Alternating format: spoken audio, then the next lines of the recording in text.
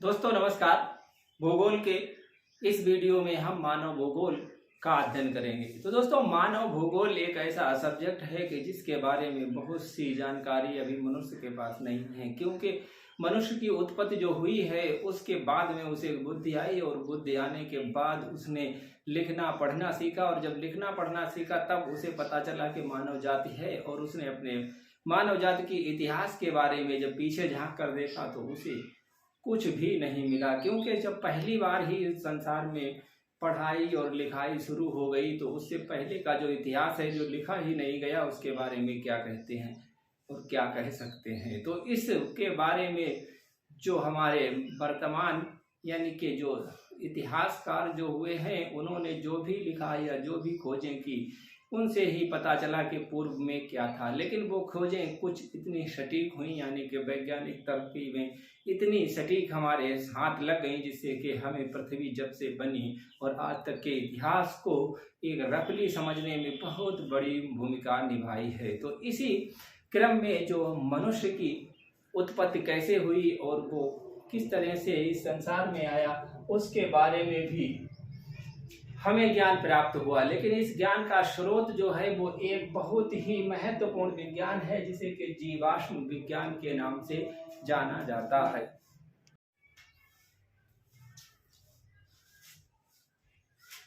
तो दोस्तों मानव की उत्पत्ति के बारे में हमें जो ज्ञान प्राप्त हुआ तो हमारे पास ज्ञान का केवल एक ही स्रोत था जो कि था जीवाश्म विज्ञान। यानी कि हमने मरे हुए जो मनुष्य की लाशें यानी कि जो मरे हुए मनुष्य जमीन के अंदर दफन थे और जो खुदाई में उनके जीवाश्म निकले यानी कि जो भी हड्डियां निकली उनका वैज्ञानिक अध्ययन किया गया। तो उनसे जो भी ज्ञान प्राप्त हुआ वही ज्ञान हमारे पीछे के ज्ञान के लिए उत्तरदायी है। यानी कि 6.5 करोड़ वर्ष पूर्व यानी कि जीवाश्म विज्ञान का अध्ययन करके हमें ये पता चला कि 6.5 करोड़ वर्ष पूर्व अफ्रीका महाद्वीप में स्तनपायी यानी कि नर बानर यानी कि जो स्तनधारी जीव थे जो कि चारों पैरों पर चलते थे और कुछ बंदरों की शक्ल के थे, उस तरह के शक्ल पाए गए जिन्हें के नर बानर यानी कि कपी नाम से जाना गया। और ये कपी की भी कई प्रजातियां थी जैसे कि गौरिल्ला, चिंपैंजी, पिथेकैंथ्रोपस।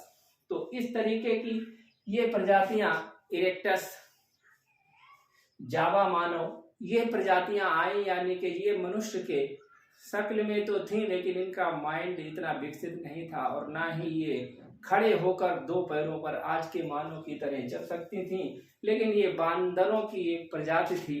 तो इसलिए कहा जाता है कि मानव बंदरों का विकास होते हुए यानी कि बंदरों का विकास होते हुए आज के वर्तमान मानव का प्रादुर्भाव हुआ है। तो इसी क्रम में जो दो पैरों पर चलने वाला सबसे पहले मानव पता चला यानी कि द्विपद अवशेष जो मिलता है वो 10 लाख वर्ष पूर्व जीवाश्म का अध्ययन किया गया। तो जो मनुष्य का शरीर मिला वो 10 लाख वर्ष पूर्व का था जिसे निएंडरथल मानव यानी निएंडरथल मानव था। और उस निएंडरथल मानव के जस्ट बाद की एक जो कड़ी है जिसे कि आज का मानव यानी कि वर्तमान मेधावी मानव या होमो सेपियंस के नाम से विज्ञान में जाना जाता है। मनुष्य का नाम वैज्ञानिक नाम होमो सेपियंस है। तो ये होमो सेपियंस 10 लाख वर्ष पूर्व का है और उससे पहले ही या उसी समय का एक जो मनुष्य मिला है जिसे कि निएंडरथल मानव, ये दो पैरों पर चलने वाला मनुष्य था। तो इस तरह से हमारे इस मेधावी मानव की विकास हुआ है और इसके विकास को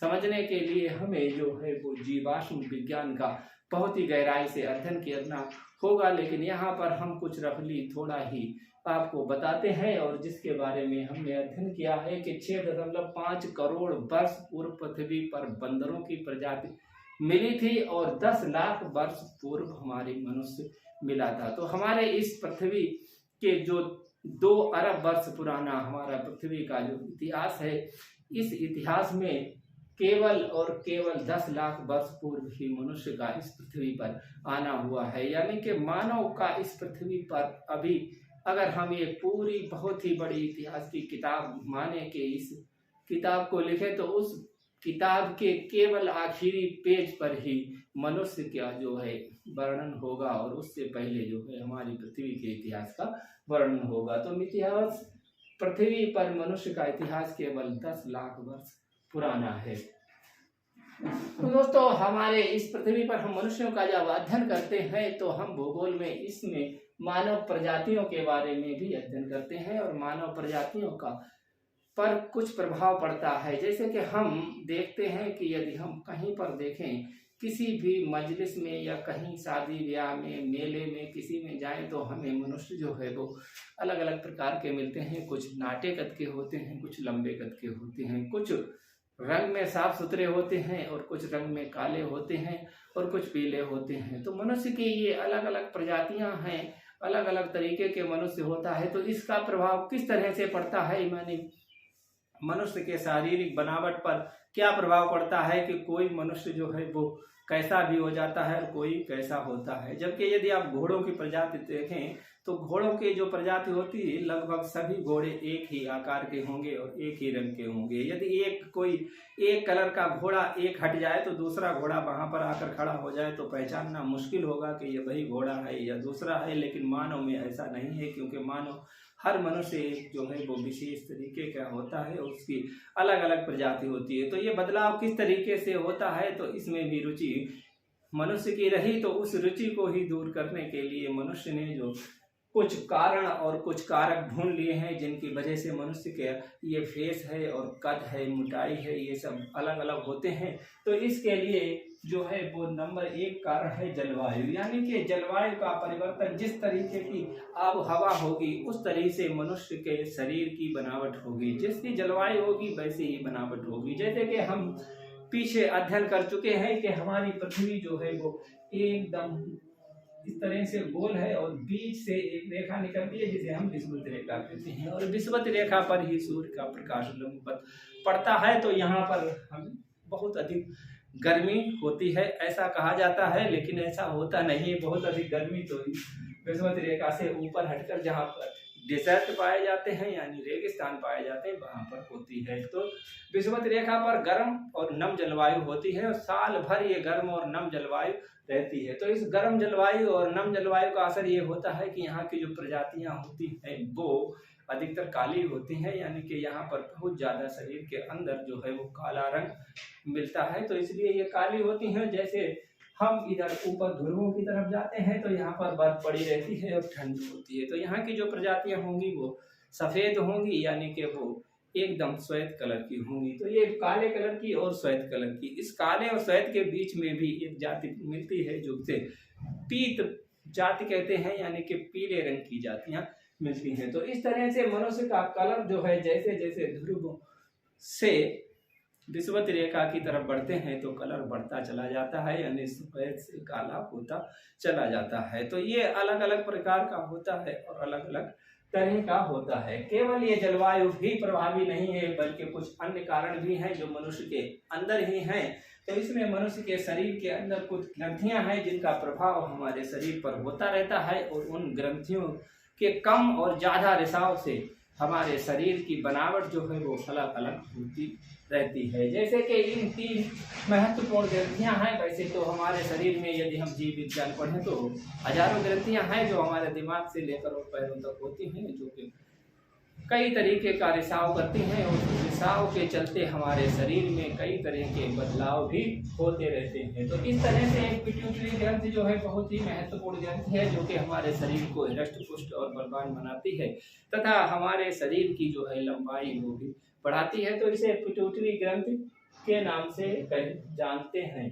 दूसरी है एक हमारी होती है गल ग्रंथि, यानी कि थायराइड। और थायराइड ग्रंथि जो है वो हमारे शरीर में चेहरे का आकार बनाती है, यानी कि थायराइड ग्रंथि जितना अच्छा रिसाव करेगी वैसे ही हमारे चेहरे में नाक नक्शा अच्छा होगा, यानी कि चेहरा उभरा हुआ होगा और गाल जो है वो उभरे हुए होंगे, नाक उभरी हुई होगी।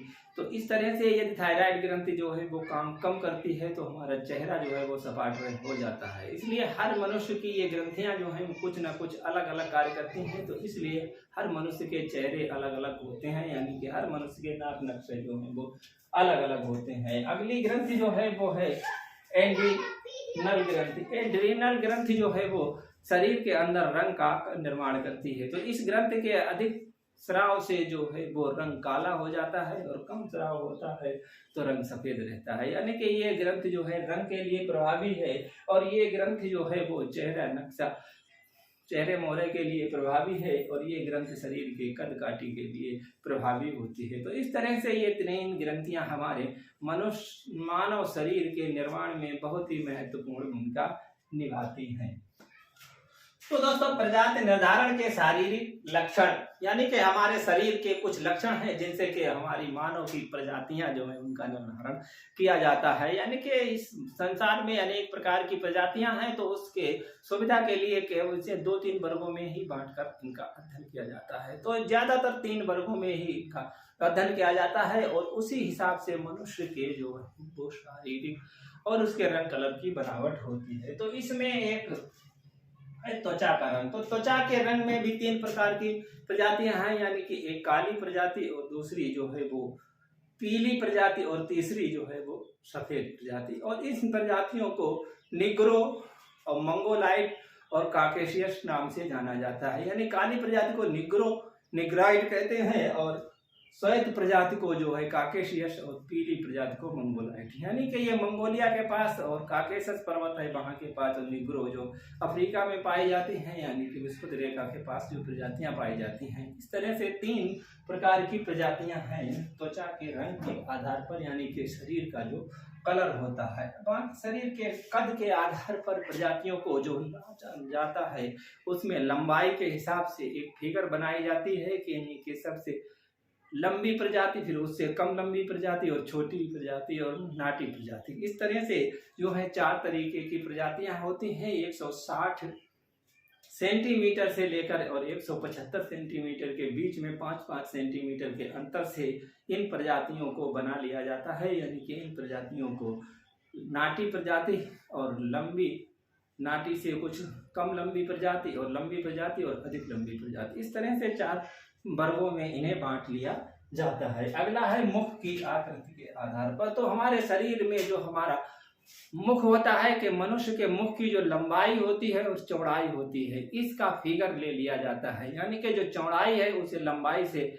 भाग करते हैं और 100 से गुणा करते हैं। तो जो हमारा इंडेक्स आता है उसी इंडेक्स के आधार पर हम शरीर की मुख आकृति के हिसाब से 3 प्रकार की जातियां का निर्धारण कर लेते हैं। यानी कि लंबे सिर वाली और नाटे और गोल सिर वाली प्रजाति। तो इस तरह से तो दोस्तों इस तरीके से हम जो है वो शरीर की मुख आकृति के हिसाब से मनुष्य का वर्गीकरण करते हैं और अलग अलग मनुष्यों को जानते हैं। बालों की बनावट के आधार पर यानी कि मनुष्य के बाल आपने देखे होंगे कि किसी के बाल बहुत ही सुंदर होते हैं, एकदम सीधे होते हैं और किसी के बाल कुछ लचकदार होते हैं और किसी के बाल इतने लचकदार होते हैं जैसे भेड़ के बाल होते हैं, इस तरीके के बाल होते हैं। तो इसी तरह जो है वो सीधे बाल और घुंघराले बाल और भेड़ जैसे बाल, इस तरह के 3 प्रजातियों को बालों के आधार पर भी निर्धारण किया जाता है। तो इसमें भी वो ज्यादातर काकेशस और निग्रोइड और मंगोलाइट प्रजातियों के ही वर्णन किया जाता है। बालों की बनावट के बाद पर कपाल सूचकांक और नासा सूचकांक है। यानी कि कपाल सूचकांक मनुष्य का जिस तरह से होता है उसी तरीके से उसका जो है वो नाक का सूचकांक होता है। यानी कि उसका जबड़ा, कपाल, लंबाई और चौड़ाई को लंबाई से भाग देते हैं और 100 से गुणा करके एक इंडेक्स निकाल लेते हैं। उसी से हम इसका अलग अलग जो है वो विवरण कर लेते हैं। चौड़ा मुख कपाल और कम चौड़ा कपाल और अधिक चौड़ा कपाल। तो इस तरीके से और नासा के आधार पर यानी कि नाक के आधार पर नाक की चौड़ाई और नाक की ऊंचाई को भाग करते हैं। नाक की चौड़ाई से और नाक की लंबाई से भाग करके और उसे 100 से गुणा करते हैं। तो इस तरह से नासा का और कपाल का और मुख आकृति का अलग अध्ययन इंडेक्स निकाल कर हम अलग अलग तरीके से प्रजातियों का निर्धारण करते हैं। तो इस तरह से हमारे इस संसार में मुख्यतः तो 3 प्रजातियां हैं, लेकिन इन 3 प्रजातियों में भी अलग अलग बहुत सी प्रजातियां हैं। अगर कहा जाए कि हर मनुष्य अपनी एक स्वयं की प्रजाति लिए हुए है तो इसमें कोई अतिशयोक्ति नहीं होगी, क्योंकि हर मनुष्य का चेहरा, नक्शा और रूप, रंग, नाक और लंबाई और चौड़ाई और ये सारी आदतें और सभी कुछ अलग अलग होता है। तो इसलिए मनुष्य की प्रजातियों का निर्धारण करना बहुत ही मुश्किल है, लेकिन हम भूगोल में अध्ययन की सुविधा के लिए इन्हें अलग अलग वर्गों में बांट कर इनका अध्ययन करते हैं। तो दोस्तों, इस तरह के जो 3 प्रजातियां हैं उनका हम विस्तृत अध्ययन अगले वीडियो में प्रस्तुत करेंगे। तब तक के लिए आप हमारे वीडियो से जुड़े रहने के लिए चैनल को सब्सक्राइब कर लें और वीडियो अच्छा लगा तो वीडियो को लाइक करें। मिलते हैं अगले वीडियो में, तब तक के लिए जय हिंद, गुड बाय।